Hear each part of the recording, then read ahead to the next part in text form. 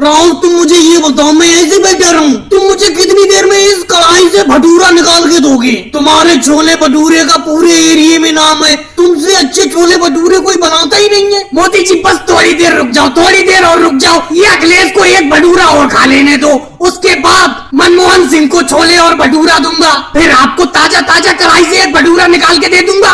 अब आप ही देख रहे हो मेरा हाथ कोई रुक थोड़ी रहा है, लगातार मैं भटूरे बनाने पर हूँ, लेकिन क्या करा जाए, मेरे भटूरे इतने ज्यादा मशहूर हैं, भटूरे खरीदने वालों की भीड़ जमा रहती है। वो तो ये कहो मेरे पास कोई पक्की दुकान नहीं है, ऐसी रोड पर छोले भटूरे की दुकान लेकर बैठ जाता हूँ। भाई बहुत मजा आ गया राहुल भाई, बहुत मजा आ गया आपका छोला और भटूरा खाकर। राहुल जी 2 भटूरे और निकाल दो, 2 भटूरे खाऊंगा। राहुल अभी तो तुम कह रहे थे अखिलेश को एक भटूरा और देना है, ये तो कह रहा है 2 भटूरे खाऊंगा।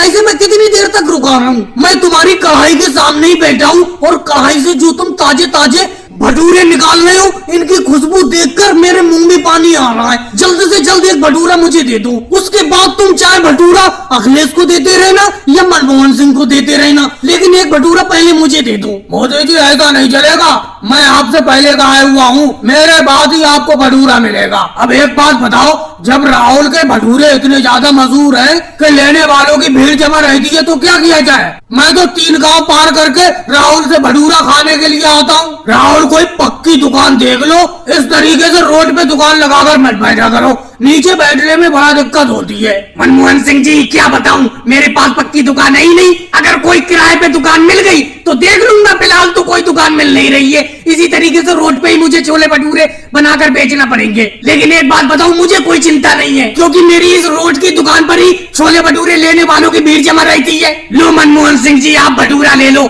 उसके बाद मोदी जी को एक भटूरा दे दूंगा। राहुल एक भटूरे से काम नहीं चलेगा, कम से कम 5 भटूरे खाऊंगा मैं, क्योंकि उसके बाद मुझे पूरे दिन के लिए मजदूरी पे जाना है। फिर मैं पूरा दिन खाना कहाँ खाऊंगा?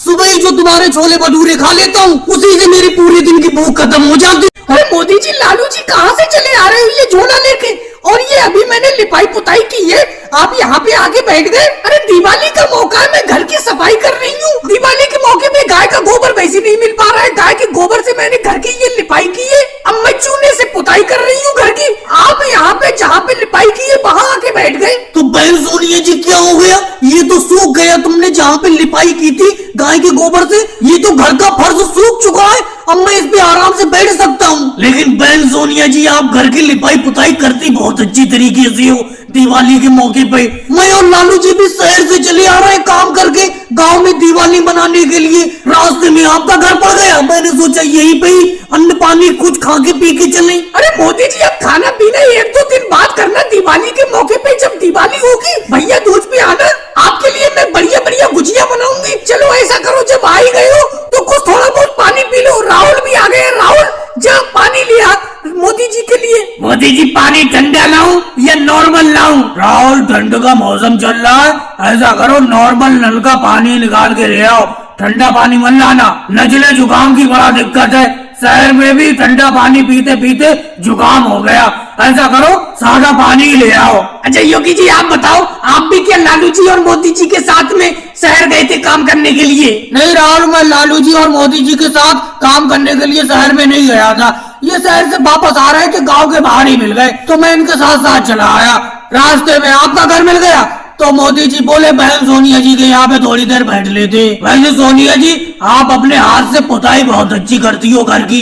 योगी जी दिवाली के मौके पे मैं रंगोली भी बहुत अच्छी बनाती हूँ घर के बाहर, कल मैं रंगोली बनाऊंगी तो आना देखने के लिए। बहन सोनिया जी आप कला में तो पहले से ही माहिर हो, लिपाई पुताई बहुत ही अच्छी तरीके से करती हो घर की आप। अब देखो आप चूने से घर की पुताई कर रही हो, कितना अच्छा सफेद सफेद घर चमक रहा है, और गाय के गोबर से आपने ये घर के फर्श की लिपाई की है, बहुत ही अच्छा लग रहा है आपका घर। मोदी जी बरसात का मौसम चल रहा है, कोई काम हो नहीं पा रहा है, अपना लोग शहर में काम देखने के लिए जा रहे हैं, आज काम शहर में मिल तो जाएगा, क्योंकि पिछले 1 हफ्ते से अपना लोग यूं ही शहर जाते हैं और वापस चले आते हैं, कोई काम मिल ही नहीं पाता है। राहुल काम मिले न मिले कोशिश तो करते रहना चाहिए, एक ना एक दिन तो शहर में जाके काम मिलेगा ही। अब बरसात का मौसम चल रहा है, इस टाइम शहर में भी कोई काम नहीं हो पा रहा है। भाई से राहुल देखो, हल्की हल्की बारिश हो रही है, तुम बिना छाता के कैसे साइकिल चला रहे हो? कम से कम छतरी तो लगा लो, नहीं तो भीग जाओगे। शहर अभी काफी दूर है। मोदी जी भीगने से कोई दिक्कत नहीं है, कम से कम काम मिल जाए शहर जाके बस। वो देखो लालू जी तो सिर्फ धोती में ही जा रहे हैं काम देखने के लिए, और बरसात के मौसम में मुझे इतनी ठंड लग रही है, मैं तो चादर ओढ़े पड़ा हूँ। राहुल तुम चादर ओढ़े हो, इससे मुझे क्या लेना देना? मुझे तो बरसात के मौसम में धोती पहन कर साइकिल चलाते हुए बहुत ही मजा आता है।